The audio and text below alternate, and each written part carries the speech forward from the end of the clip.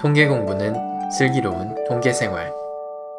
그 선대 강의가 좀 딱딱하잖아요. 이제 막 정리, 증명 이런 걸로 막 채워져 있는 그런 수업보다는 저는 약간 계산 위주로 어떤 식으로 지금 작동을 하는지 계산이, 그리고 수식을 읽어내는 능력 이런 거를 좀 키우는 게 응용 분야를 하는 사람들한테는 좀 좋지 않나? 라는 생각이 좀 들어가지고 저도 공부를 하는 겸 여러분과 같이 공부를 해 나가고 있습니다. 그래서 벡터 행렬, 덧셈, 곱셈 이런 것들에 대해서 이야기를 했었고, 그 다음에 항등 행렬, 대각 행렬, 역등 행렬, 좀 특별한 행렬들, 아직 역행렬은 안 나왔지만 여기에다가 이제 전치 행렬까지 해서 통계학에서 좀 많이 나오는 중심화 행렬에 대한 이야기를 했어요. 그 중심화 행렬을 공부를 한 다음에 저희가 표본 공분산 행렬에 대한 이야기를 쭉 해나가고 있습니다. 직전 영상이 표본 공분산 행렬을 어떻게 나타내는가에 대한 이야기였어요. 오늘은 5장 마무리를 하려고 합니다.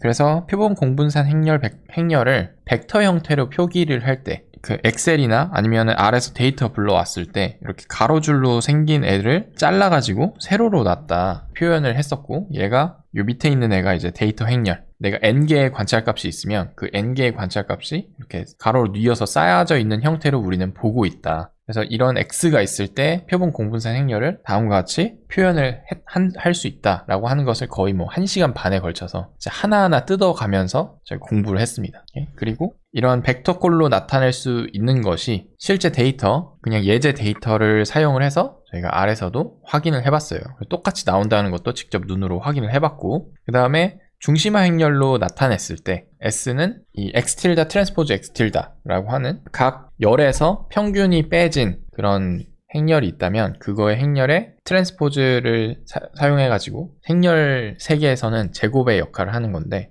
X 트랜스포즈 X로 표현할 수 있고, 그런 것들이 중심화 행렬의 어떤 특징을 이용해서, 중심화 행렬은 대칭 행렬이면서 역등 행렬이어서 이렇게 나타난 표본 공분산 행렬이 X 트랜스포즈 C, X라고 하는 이걸로 표현할 수 있다라고 한 게 지금 거의 한 달 정도 한 것 같아요. 그죠? 그래서 오늘은 어떤 이야기를 할 거냐면, 표본 공분산 행렬이 구해졌을 때 표본 상관계수 행렬이라고 제가 써놨는데, 표본 상관 행렬 혹은 표본 상관계수 행렬이라고 하는 것을 어떻게 나타낼 수 있는가, 그리고 행렬의 정보를 요약하는 매저 중에 하나인 트레이스의 성질에 대해서 배워보도록 하겠습니다. 오늘 필기를 하시면서 따라오시는 분들은 교재에 보시면 새로 제가 올려놓은 것이 있어요. 4월 19일 업데이트. 여기에다가 제가 5장이랑 6장만 따로 떼어놨습니다. 그래서 요거 그냥 다운 받으셔서 따라오시면 좋을 것 같아요. 배움님 이제까지 배운 거 기억하시죠? 저 책 제목이 뭐예요? 어떤 책이요? 이 지금 보고 있는 이 책이요? 이 책은 지금 제가 쓴 겁니다. 제가 만들고 있는 거예요. 도구로서의 선형대수학이라고 제가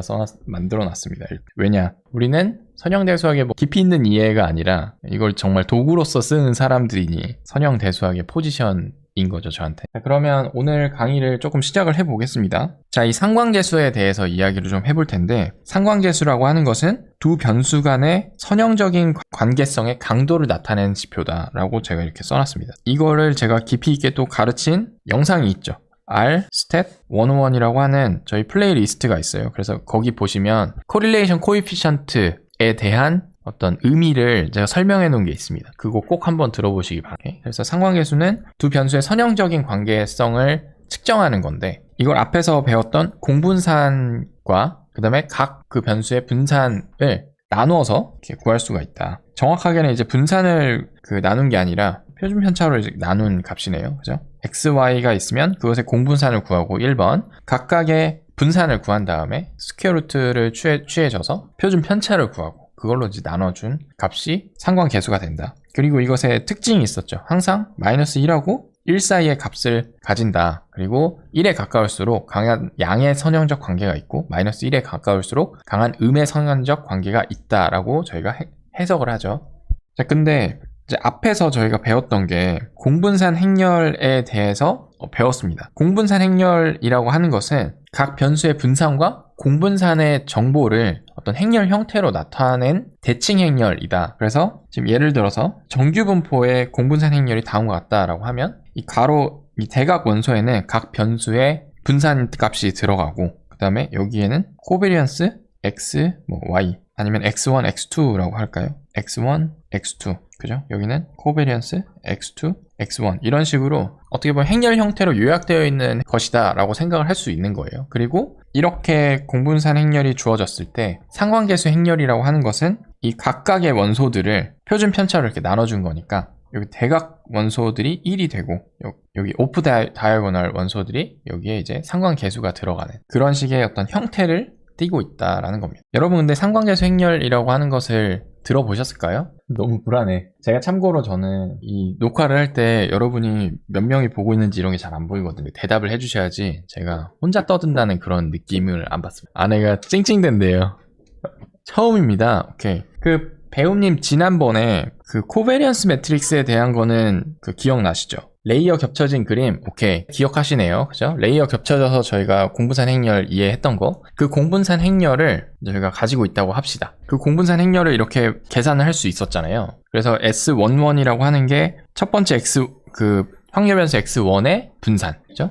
그리고 S12라고 하는 것이 두 번째 X1과 X2 변수에 대한 공분산. 이렇게 정의가 됐었던 거죠. 그래서 S1P라고 하는 게 코베리언스 X1의 XP라고 하는 거. 근데 여기서 주의할 점은 정확하게 여기에 들어있는 S1P라고 하는 것이 이 코베리언스 X1, XP에 대한 저 값에 대한 어떤 추정값이다. 데이터로 만들어진 어떤 추정값이다 라고 하는 거고, 얘가 공분산 행렬이라고 하면 저희는 상관계수 행렬을 어떻게 구하냐. 해당되는 애들, 예를 들어서 요 두 번째 자리, 그러니까 공분산 행렬이 이렇게 주어졌을 때 상관계수 행렬 R이라고 하는 것은 첫 번째 다이아고널 애들이 1로 이렇게 맞춰줍니다. 여기에 이제 1이 되는 이유는 뭐냐면 각각 S11이 있으면 두 변수 X1과 X2가 있다고 했을 때 코릴레이션을 다음과 같이 정의를 했었어요. 근데 지금 현재 이 첫 번째 자리에 들어가는 S11이라고 하는 것은 이제 1로 바뀔 텐데 왜 1로 바뀌냐?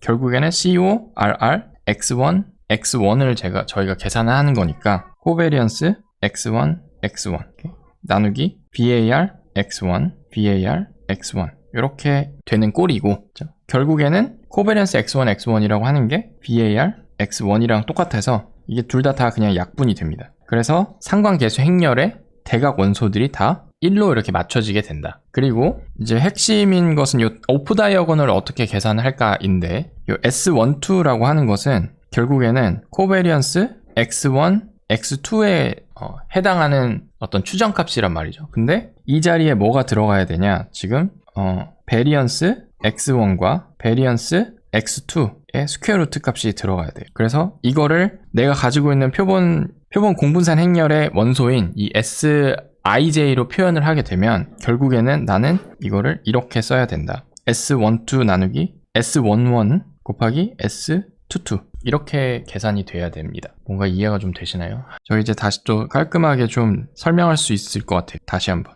다시 설명. 표본 상관계수 행렬에 대해서 첫 번째 팩트, 코릴레이션 X1, X2는 다음과 같이 정의가 된다. 코베리언스 X1, X2 나누기 베리언스 X1, 베리언스 X2의 제곱근으로 나눈 거. 이렇게 1번 수식이 성립한다. 두 번째, 내가 가지고 있는 표본 공분산 행렬 S는 다음과 같이 쓸 수 있다. S11에서부터 SPP 그리고 S1에서 S1P 이렇게 해서 P by P 매트릭스로 쓸 수 있고, 각각의 원소가 뜻하는 거를 살펴보니 S11이라고 하는 것은 그 해당하는 확률 변수 베리언스 X1, 그죠? S22는 베리언스 X2, SPP는 베리언스 XP 이렇게 나타낼 수 있고, 요 대각 원소가 아닌 요런 애들은 요 지금 첫 번째 1이면 서브스크립트를 하나씩 나눠 가져서 코베리언스 X12라고 하는 값을 추정할 수 있는 어떤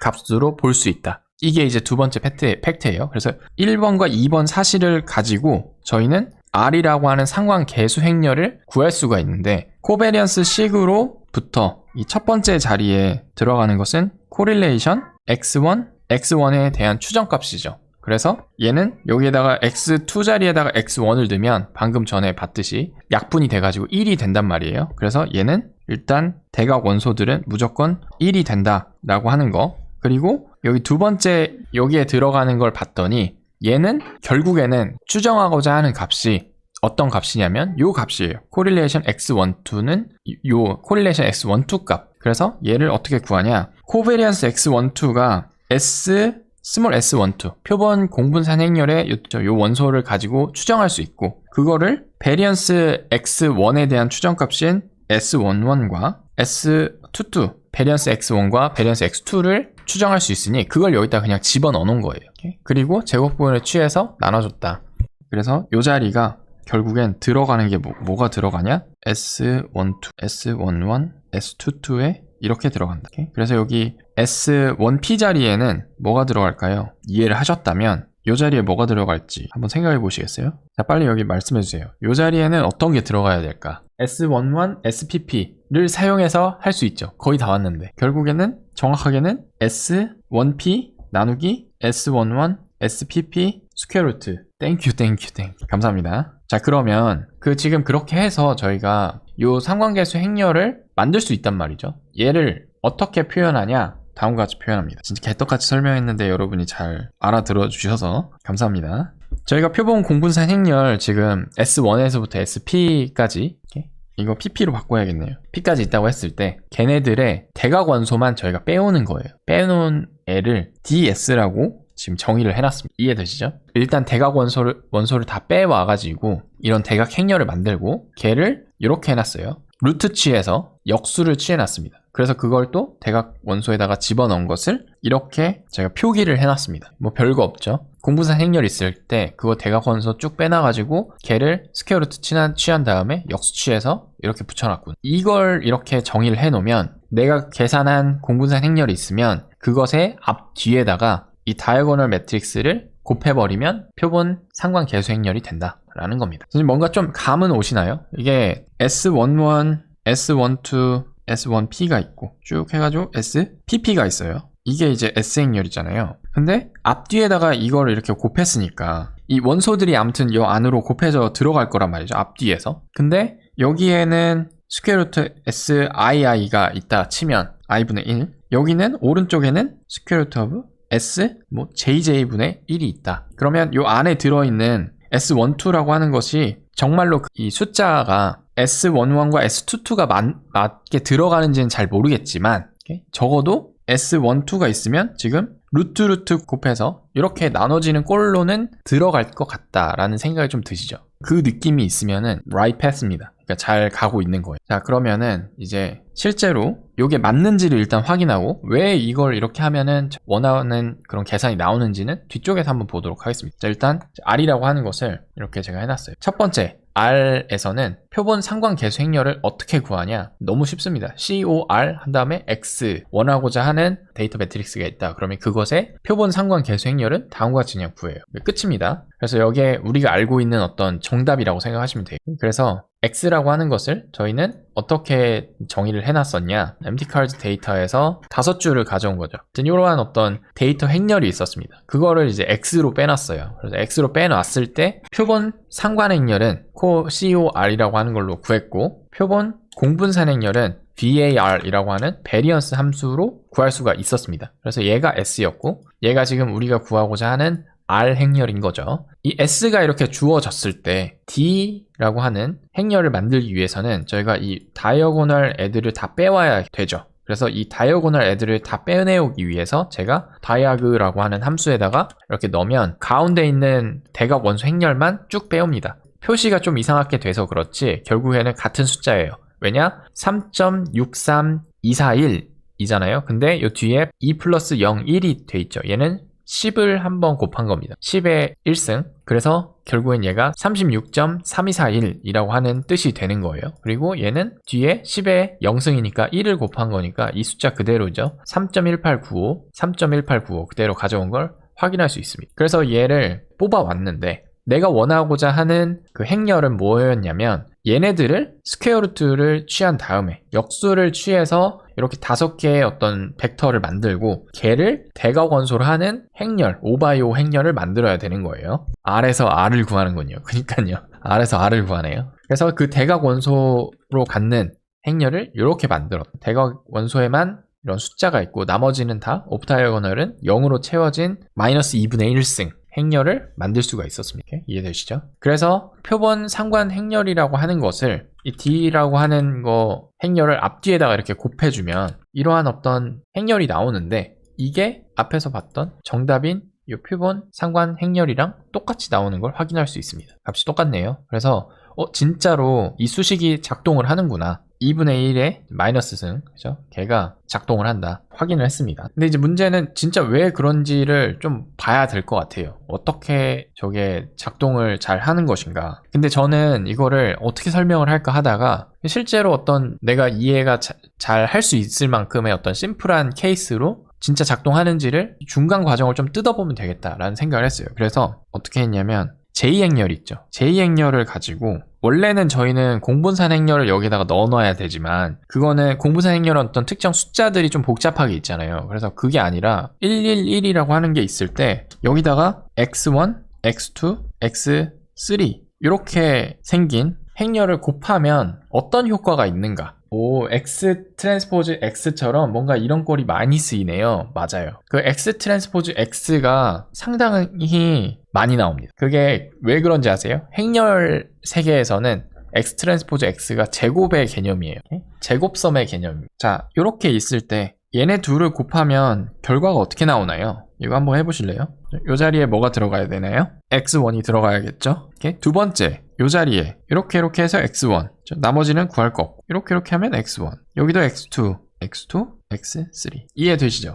성창님, 얘가 i가 아닙니다. 얘는 i 행렬이 아니라 j 행렬이에요. i 행렬은 뭐였냐? 111이 대각 원소로 있는 항등 행렬이 이런 식이었는데 얘는 1로만 채워진 행렬이라서 제2행렬입니다. 다시 앞에 거 복습. 자, 그래서 그대로 나오지 않아요. 얘가 이렇게 되어 있으면 오른쪽에다 이렇게 곱해버리면 내가 가지고 있는 요 x가 있죠. 얘가 세로로 이렇게 펼쳐지게 되네요. 세로로 쭉 펼쳐진다. 굿. 배우님 좋아요. 저런 신기반기 표현 방법이네요. 나 진짜 신기반기라고 한 거 하니까 제가 너무 아재 같은데요. 도대체 어디에서 이런 걸 배웠는지. 자, 이렇게 생긴 거. 이번에는 왼쪽에다가 곱했어요. 매트릭스를 입력하기 어렵네요. 오케이. 이거 한번 도전해 보시죠. 이거는 어떻게 나와요? 그 배우님이 치는 그 중간에 다른 분이 안 쳐야 되잖아요. 그러니까 엄청 빨리 쳐야겠네. 성공했습니다. 이번에는 이렇게 나와요. 뭐가 차이예요? 저는 약간 성격이 고약해서 만약에 제가 시청자잖아요? 그러면 저 치는 중에 하나 쳤을 것 같아요. 실패하게. 아무튼 배우님이 지금 x1, 2, 3를 가로로 이렇게 써주셨는데 방향이 그렇죠. 방향이 이렇게 됩니다. 배우님이 와우한 걸 보니까 뭔가 약간 깨달음이 좀 오신 것 같아요. 그게 아하 모먼트인데 그게 오늘 오신 것 같으니 저는 오늘 라이브에 뭔가 저의 소명을 다했다. 자, 그래서 지금 보면은 이 내가 대각행렬을 왼쪽에다가 곱한 거랑 오른쪽에다가 곱한 거랑 보니까 방향이 바뀌네. 하나는 오른쪽에다 곱하면 세로로 이렇게 늘려주고 왼쪽에다 곱하면은 가로로 이렇게 늘려주네요. 같은 원소라도. 신기하죠? 자, 그러면 여러분 마지막입니다. 이건 어떻게 나올까요? 제가 뭐 물어볼지 이미 느낌이 오시지 않아요? 왠지 이거는 배우님이 매트릭스로 쓰기 되게 힘들 것 같은데. 자, 이건 어떻게 나올까요? 배우님 이거를 제가 성공하시잖아요? 그러면 뭘 해드려야 되나? 하나 할인 쿠폰이나 발급해드려야겠네. 한 줄 올라왔네요. 여기다가 제가 실패. 아무튼 그 X1 그거 마저 완성해주세요, 빨리. 그리고 다른 분들도 빨리 시도해주세요. 그러니까 이거 곱하면 어떻게 돼요? 대략 이런 느낌. 느낌 오시죠? 그죠? 대략 그런 느낌. X1, 성창님, X1100, 0X2의 제곱 아닙니다. 오케이? 성창님 다시 한번 생각해보세요. 왜냐면 둘 다 지금 다 채워져 있잖아요. 그죠? 오른쪽에 곱해도 왼쪽에 곱해도 다 채워졌으니 내가 지금 만드는 이 매트릭스 역시도 다 채워져야 되죠. 그래서 이제 첫 번째로 만약에 요만큼을 생각해 본다. 그러면은 XXX가 이렇게 가로로 느려져 있는 꼴인데, 그죠? XX1, X1, X2, X2, X2, X3, X3, X3 이렇게 가로로 되어 있는 꼴인데 거기다가 오른쪽에 행렬 요거 대각 행렬 다시 한번 곱하면 어떻게 돼요? 얘네들을 세로로 이렇게 해가지고 곱해주잖아요. 그러니까 어딨어? 파란색으로 할까요? 여기에 X1, X1, X2, X2, X3 이런 식으로 이해되세요? 오, 배우님 성공 다 완료해 주셨네요. 스태티스틱스 플레이북으로 메일 보내주세요. 이제 이해되시죠?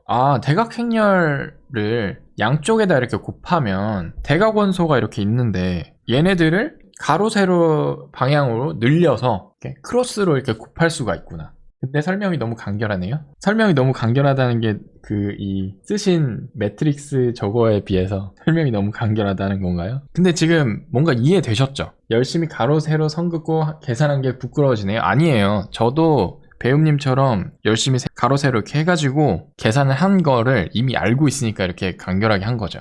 그 과정을 안 하시고 보시는 분들은 잘 안 와닿을 거예요. 그렇게 생각하셔야 됩니다. 이거를 손으로 해보셔야지 양쪽에다가 대각행렬을 곱해주면 이러한 효과가 있구나 라는 것을 이제 느끼시는 거죠. 근데 이거를 이런 식의 효과가 있으니까 당연히 여기에다가 저희가 뭐 했어요? 결국엔 S11 이렇게 해놔가지고 곱했잖아요. 여기에다가 지금 S22의 스퀘어 루트 분의 1 이렇게 해가지고 곱해놓은 꼴이니 그 S행렬 S11, S12 이렇게 생긴 그런 애들한테 곱해주면 여기 위치에 맞게끔 결국에는 스퀘어 루트 오브 SI가 이제 나눠주는 꼴이 될 것이다. 결국에는 여기에다가 이렇게 생긴 애를 양쪽으로 곱하게 되면 결국에는 S11은 S11, S11, S12는 S211, S22, S13는 S11, S33. You know what I mean. 결국에는 이게 R이 된다. 자, 아무튼 그래서 오늘의 수학이 뭐냐. 대각행렬을 양옆으로 곱하는 게 이런 식의 어떤 메커니즘을 가지고 있구나 라는 게 제 생각에는 가장 큰 수학이지 않을까? 저희가 지금 선대를 공부함에 있어서 트릭이구나. 네, 여기까지가 이제 오늘 파트 1입니다.